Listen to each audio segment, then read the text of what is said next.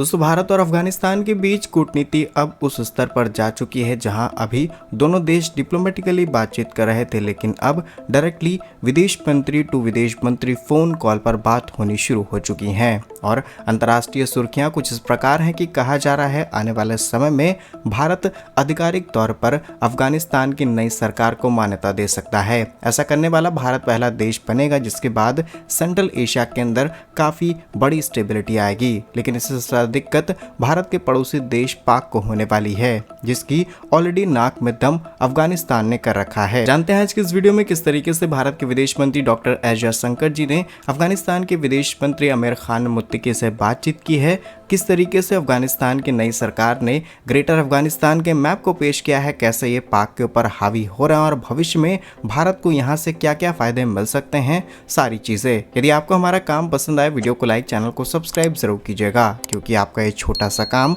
आप तक ये जरूरी और सही खबरें लाने में हमारी बड़ी मदद करता है। तो खबर यह है कि कल खबर सामने निकल के आई, अफगानिस्तान के बाल्ख, समगान और बगलान के कई प्रांतों में भूकंप के झटके आए, जिसकी तीव्रता 6.3 से 6.2 के आसपास रही। ऐसे में अफगानिस्तान को काफी बड़े झटके महसूस हुए, कई लोगों को काफी ज्यादा नुकसान हुआ और कई लोग घायल हैं। ऐसे में भारत ने तुरंत अपनी सेवाएं शुरू कर दी और भारत की तरफ से काफी ज्यादा सामान, स्पेशली दवाइयां, जिसमें करीब 16 टन दवाइयां थी, भारत ने अफगानिस्तान को रवाना कर दी। और पीछे से विदेश मंत्री डॉक्टर एस जयशंकर जी ने तुरंत अफगानिस्तान के कार्यवाहक विदेश मंत्री आमिर खान मुत्तकी को फोन मिलाया और काफी देर तक दोनों नेताओं के बीच बातचीत चली। इस बीच दोनों देशों के बीच रिश्ते आने वाले समय में कौन सी नई डील्स होने वाली हैं, इनको तो बाद में किया गया, लेकिन करंट हालातों पर चर्चा की गई। आपको बता दें कि आमिर खान मुत्तकी वही व्यक्ति हैं जो कि कुछ दिनों पहले भारत यात्रा पर आए थे। भारत करीब 8 से 10 दिनों वो रुके और भारत में रहकर के उन्होंने पाक, चीन, अमेरिका जैसी बड़ी ताकतों को भी धमकाया भारत के दम पर। अब आप समझ सकते हैं कि भारत की अंतर्राष्ट्रीय पहचान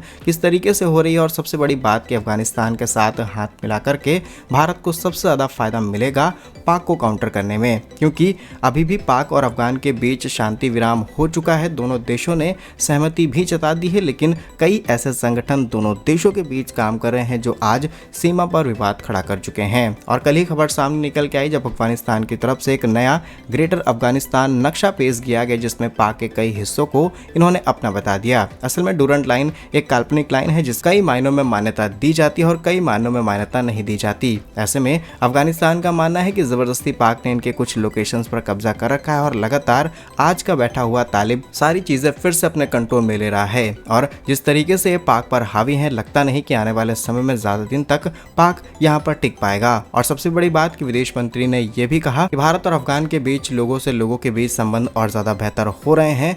भारत का दूतावास जो कि काबुल में है, काबुल वही जगह जहां पर विदेश मंत्री मुत्तकी जब भारत आए थे तो पाक ने सैन्य कार्यवाही की थी, उस दूतावास को भारत ने फिर से शुरू कर दिया है। दिल्ली से सीधी उड़ानें भरी जाएंगी, भारत से सामान एक्सपोर्ट अब सीधे अफगानिस्तान जाएगा। अभी तक बहुत सारा सामान पाक के रास्ते जाया करता था, बहुत सारा ईरान के चाबहार पोर्ट के जरिए, लेकिन दोनों पर लगे हुए अलग अलग प्रतिबंधों के चलते अब भारत एयर लिफ्टिंग करेगा अफगानिस्तान में। इसके अलावा भारत ने अफगानिस्तान में लगभग $3 अरब की इन्वेस्टमेंट कर रखी है, अलग अलग पावर डैम बनाने के लिए, शिक्षा, हेल्थ केयर, मानवीय सहायता, हर जगह पर भारत मदद करता आया है। वैसे तो भारत लगभग सभी देशों की मदद करता है, अगर कंपैरिजन किया जाए तो तुर्की ने भी कुछ समय पहले हैवी भूकंप के झटके महसूस किए थे। भारत ने भनाभन अपने कार्गो जेट्स भेजने शुरू कर दिए, तुरंत राहत सामग्री, एनडीआरएफ की टीम तुरंत भेजी गई ताकि इस देश की मदद की जा सके। और तुर्की ने बदला कुछ इस तरीके से लिया कि पाक को अपने हथियार, अपने ड्रोन्स, अपने इंटेलिजेंस, सैटेलाइट डेटा देकर के ऑपरेशन सिंदूर के दौरान काफी ज्यादा मदद कर दी। लेकिन